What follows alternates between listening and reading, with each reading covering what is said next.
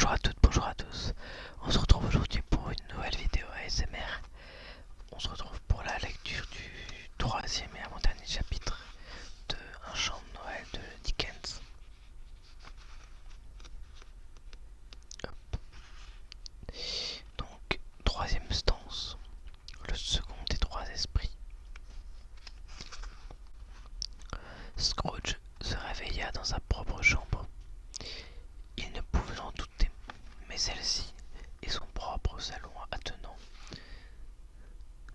dans lequel il pénétra en traînant les pieds chaussés de pantoufles, attiré par une grande lueur qui en émanait, avait subi une étonnante transformation.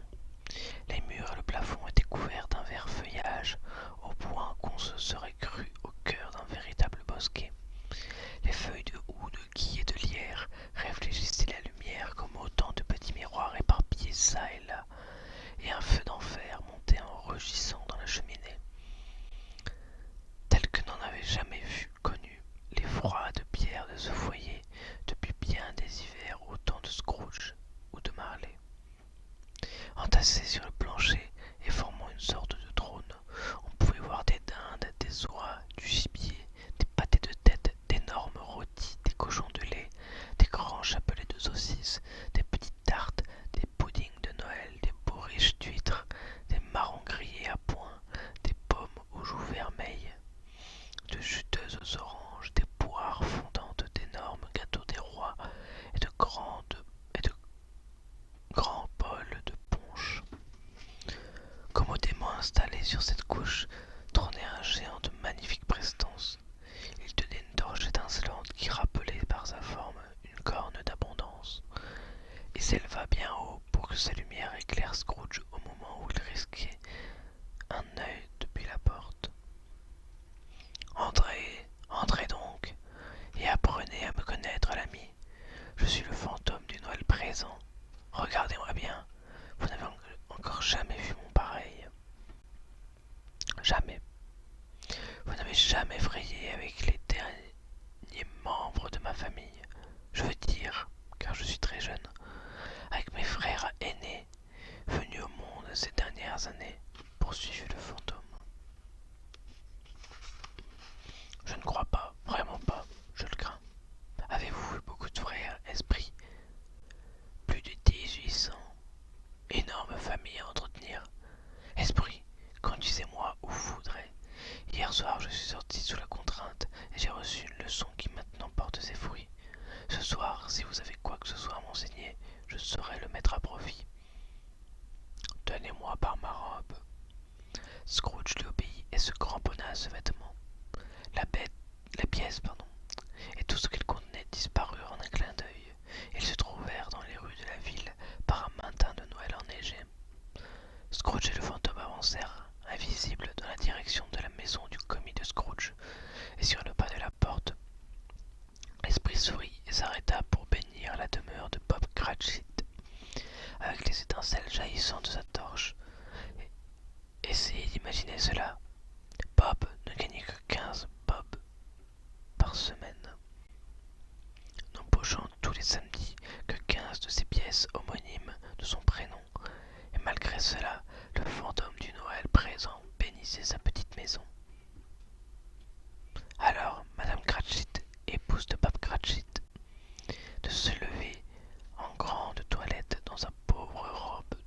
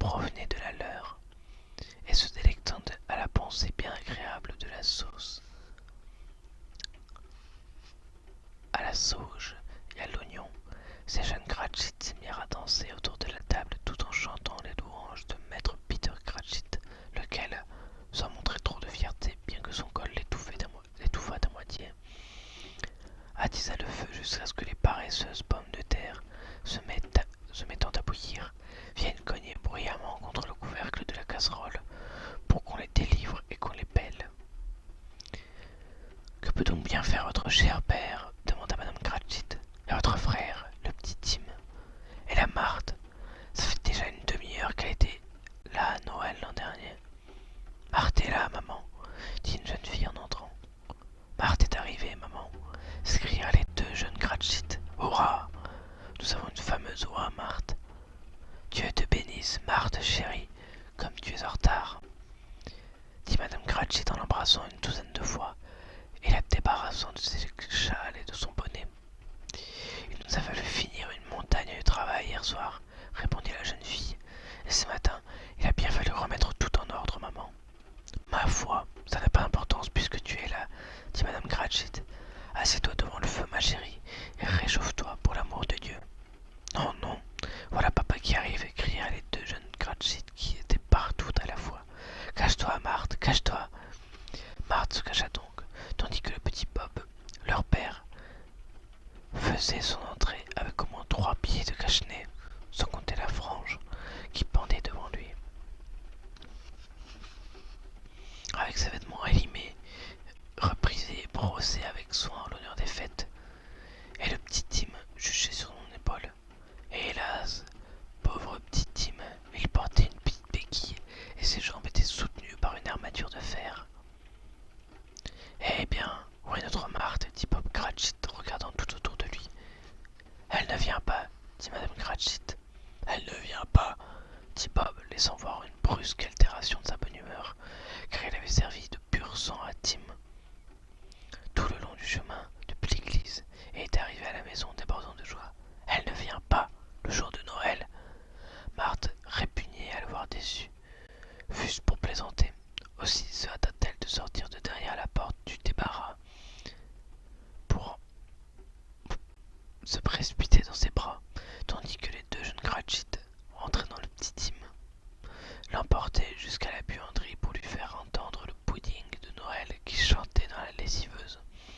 « Est-ce que petit Tim s'est bien tenu ?» demanda madame Cratchit, lorsqu'elle se fut gentiment moquée de son mari pour sa crédulité, et après que Bob eut serré sa fille dans ses bras pour tout son content. « Sage comme une image, » dit Bob, « et même mieux encore. D'une certaine façon, à rester assis tout seul, si souvent, il pense à beaucoup de choses, les plus étranges dont vous ayez jamais entendu parler. Sur le chemin du retour, il m'a confié qu'il espérait que les gens l'avaient remarqué à l'église, parce qu'il est infirme, et que ça pourrait leur être agréable, le jour de Noël, de penser à celui qui rendait la vue aux aveugles et marchait les paralytiques. » Alors qu'elle leur racontait cela, il y avait un tremblement dans la voix de Bob, plus marqué encore, lorsqu'il ajouta que petit Tim était de plus en plus fort et enjoué. On entendit résonner sur le plancher l'agile petite béquille, et avant qu'ils eussent pu ajouter un seul mot, petit Tim revint, escorté par son frère et sa sœur, et gagna son tabouret à côté du feu, et tandis que Bob, retroussant ses manches de chemise, comme si, pauvre diable, il eût risqué de les abîmer davantage, composait dans un pichet quelques mélanges épicés avec du gin et des citrons, mélange qu'il agita un quart d'heure et mit à mijoter sur la grille. Maître Peter et les deux petits Cratchit, présents sur tous les fronts à la fois, s'en allèrent chercher l'oie qu'ils rapportèrent et rapportèrent un continent en grande procession.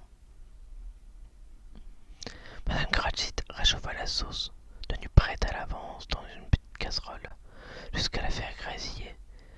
Maître Peter écrasa les pommes de terre avec une incroyable vigueur.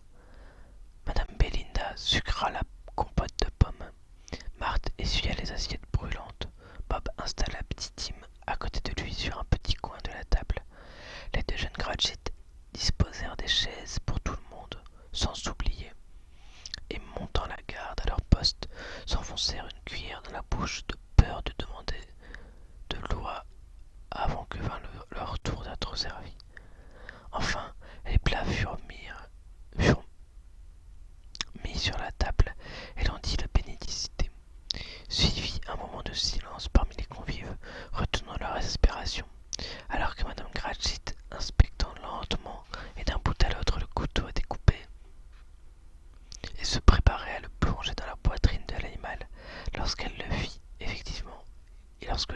farce tant attendue. Un murmure général de délectation s'éleva à la ronde, et même Tim, poussé par les deux jeunes Cratchit, tambourina sur la table avec le manche de son couteau en poussant un faible « Hurrah !» On n'avait jamais vu pareil oie. Bob affirma que selon lui, jamais on n'en avait cuit pareil oie auparavant.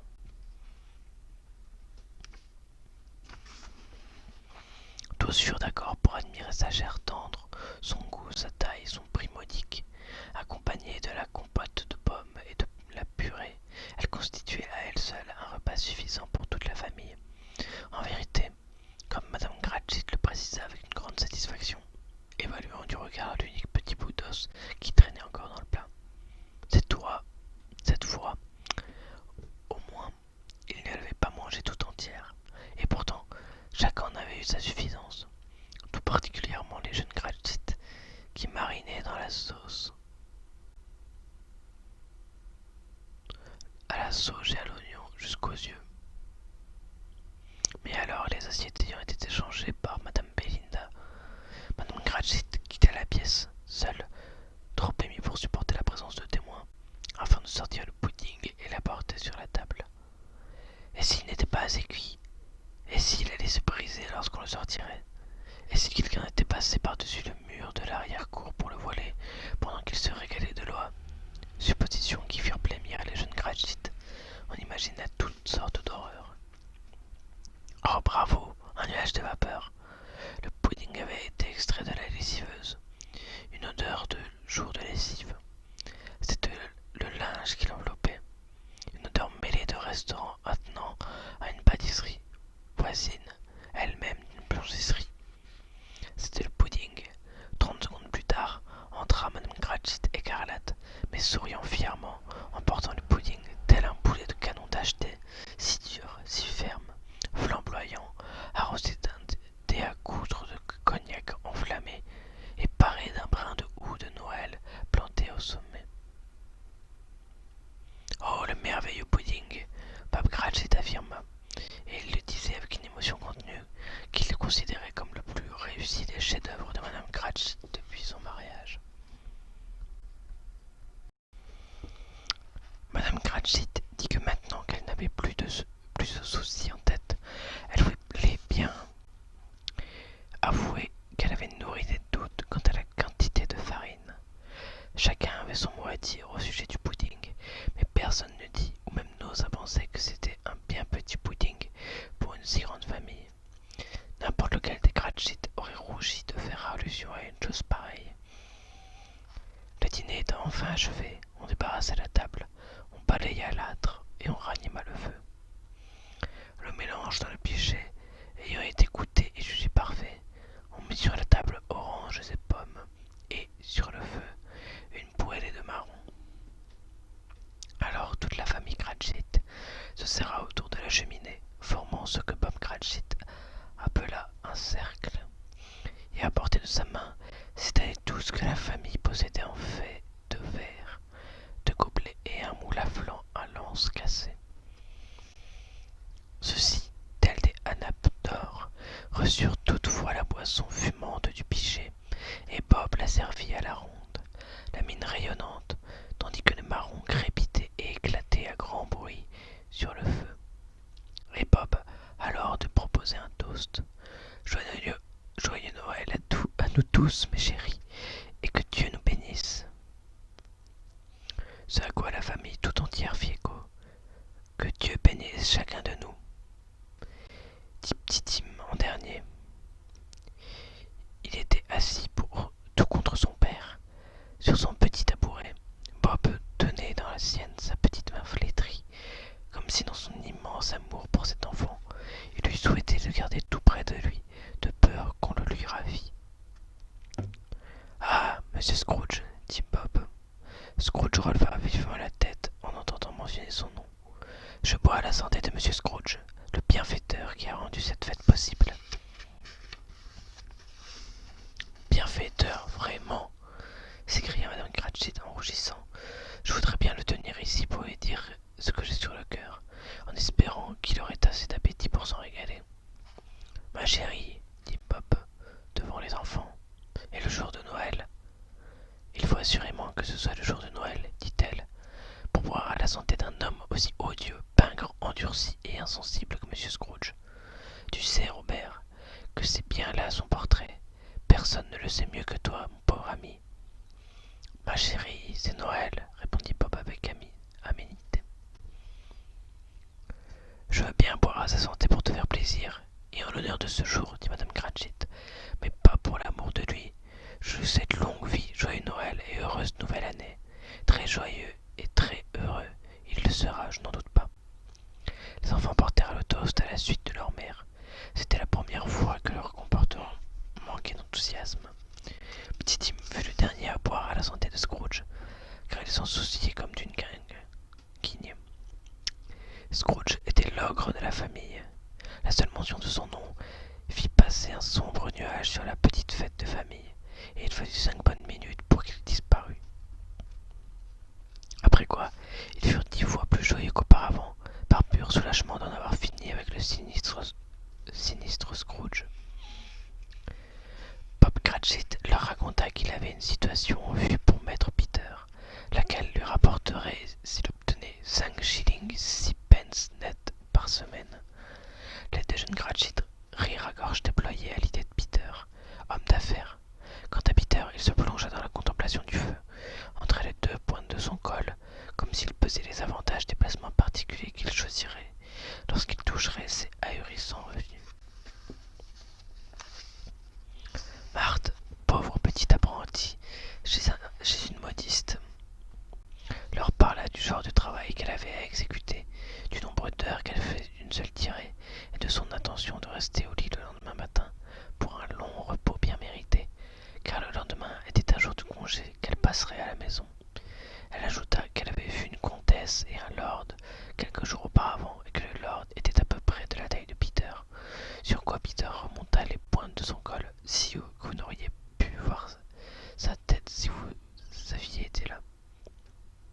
Pendant tout ce temps, Pichet et Marron ne cessèrent de circuler, après quoi ils écoutèrent une chanson évoquant un enfant perdu dans la neige, que Petit Tim, de sa petite voix plaintive, chanta vraiment très bien. Il n'y avait rien de particulièrement distingué dans tout cela. Ce n'était pas une famille élégante, ils n'étaient pas très bien habillés, leurs chaussures prenaient l'eau, leur garde-robe était pauvre. Peter aurait pu connaître, et très vraisemblablement connaissait, la boutique du prêteur sur gage. Mais ils étaient heureux, reconnaissants, satisfaits les uns des autres, et comblés en cette période de fête. Et lorsque, semblant plus heureux encore sous l'éclatante pluie d'étincelles tombant de la torche de l'esprit, au moment de leur séparation, ils commencèrent à s'effacer, Scrooge garda jusqu'à la dernière minute l'œil fixé sur eux, et plus particulièrement sur Petit Tim. Lorsque cette vision se fut évanouie, Scrooge fut grandement surpris d'entendre résonner un rire jovial, et bien plus surpris encore de s'apercevoir que c'était celui de son propre neveu, et de se trouver dans une pièce claire, sèche et rayonnante, tandis que l'esprit, debout à côté de lui, souriait et regardait le dit neveu. En souriant, en regardant le dit neveu. C'était par un juste, équitable et noble équilibre des choses que, alors qu'il y a contagion dans la maladie et le chagrin, il n'y a rien d'aussi irrésistiblement communicatif au monde que le rire et la bonne humeur. Lorsque le neveu de Scrooge éclata de rire, la nièce de Scrooge par alliance rit aussi d'aussi bon cœur que son époux, et leurs amis réunis qu'ils ne voulaient pas être en reste rirent également avec leurs gorges déployées. Il m'a dit que Noël était une fumisterie, aussi vrai que je suis ici, s'écria le neveu de Scrooge, et il y croyait ferme. C'est encore plus honteux de sa part, Fred, dit la nièce de Scrooge avec indignation. Ces sacrées femmes ne font jamais rien à moitié et ne plaisantent jamais. Elle était bien jolie, Dieu qu'elle était jolie, avec son merveilleux visage aux 1000 fossettes, exprimant l'étonnement, sa petite bouche aux lèvres vermeilles, faite pour attirer les baisers. Comme sans doute c'était le cas, son menton marqué de toutes sortes de mignons creux qui se fondaient en un seul lorsqu'elle riait, et la plus radieuse paire d'yeux jamais vue dans le visage d'aucune autre petite bonne femme. En un mot, elle était ce que vous auriez appelé provocante, mais en même temps, elle vous comblait de joie de la plus parfaite des joies. C'était un C'est un drôle de vieux bonhomme, dit le neveu de Scrooge. C'est bien vrai, mais pas aussi amusant qu'il pourrait l'être. Toutefois, ces méchancetés portent en elles leur propre châtiment, et pour ma part, je n'ai rien à dire contre lui. Qui subit les conséquences de ces pernicieuses lubies? C'est lui, toujours lui. Voici qu'il se met en tête de nous détester et refuse de venir dîner chez nous. Conséquence, il ne perd pas grand-chose en fait de dîner. En réalité, je pense, quant à moi, qu'il perd un très bon dîner, interrompit la nièce de Scrooge. Et tous les autres de faire chorus.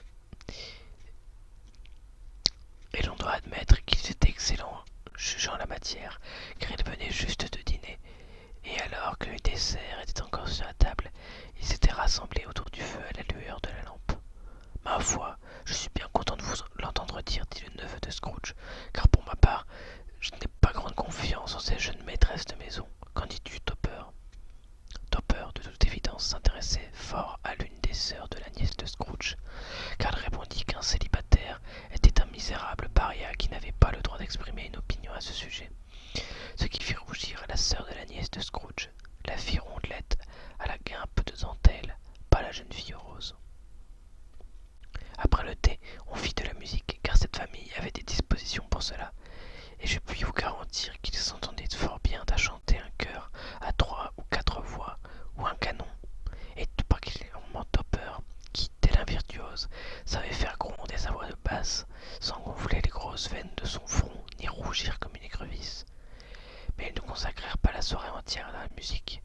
Au bout d'un moment, on joua au gage, car il est bon de se sentir redevenir enfant de temps à autre, surtout à l'occasion de Noël, où l'inspirateur tout-puissant de cette fête était lui-même un enfant.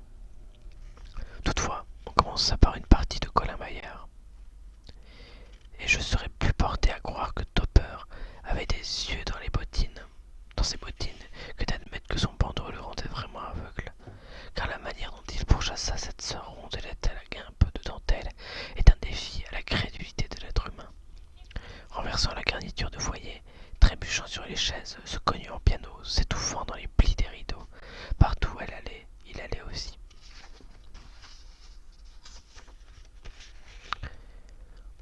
Il savait toujours où se trouvait sa sœur potelée. Il refusait d'attraper n'importe qui d'autre, et seriez-vous allé exprès vous heurter à lui, pour ensuite rester planté là, comme certains ne manquèrent pas de le faire. Ils auraient fait semblant d'essayer de vous attraper, mais de telle sorte que c'eût été une insulte à votre intelligence, pour aussitôt se détourner et filer en catimini dans la direction de la sœur rondelette. Il commence un nouveau jeu, dit Scrooge. Accordez-moi une demi-heure de plus, esprit, rien qu'une demi-heure. C'était le jeu du portrait. Le neveu de Scrooge devait penser à quelque chose, et les autres devaient trouver ce que c'était. Il ne répondait à leurs questions que par oui ou par non, selon le cas. Le feu roulant des questions auxquelles il fut soumis lui fit révéler qu'il pensait à un animal vivant, un animal plutôt déplaisant, un animal sauvage, un animal qui parfois grondait et grognait, et parfois s'y pouvait parler, qui vivait à Londres, parcourait les rues à pied, n'était pas un animal de parade, n'était mené par aucun montreur, ne vivait pas dans une ménagerie, n'était jamais mis à mort dans un abattoir, et n'était ni un cheval, ni un âne, ni une vache, ni un taureau, ni un tigre, ni un chien, ni un cochon, ni un chat, ni un ours. Chaque fois qu'on lui posait une nouvelle question, notre neveu partait d'un nouvel éclat de rire et se montrait si indiciblement ravi qu'il ne pouvait s'empêcher de sauter du divan pour trépigner de joie. Finalement, la sœur Potelé s'écria: J'ai trouvé, je sais ce que c'est, Fred, je sais ce que c'est.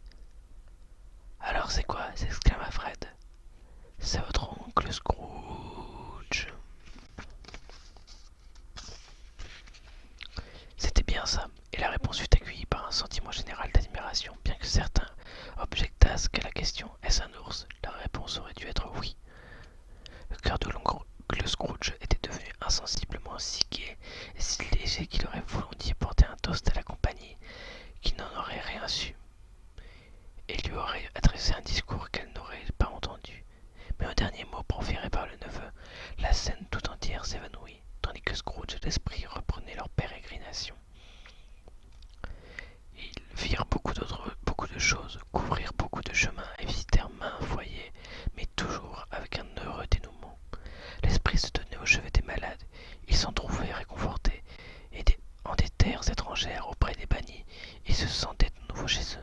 Auprès d'hommes pris dans l'action, et un espoir accru les rendait plus persévérants. Auprès de pauvres, ils s'en trouvaient enrichis. Dans les asiles, les hôpitaux et les prisons, dans le moindre recoin où se cachait la misère, là où l'orgueil, dans sa piètre et temporaire autorité, n'avait pas fermé sa porte à double tour pour que l'esprit ne pût la franchir. Il distribuait ses bénédictions tout en enseignant à Scrooge ses préceptes. Soudain, alors qu'ils se trouvaient tous deux en rase campagne, la cloche égrena les 12 coups de minuit. Scrooge chercha le fantôme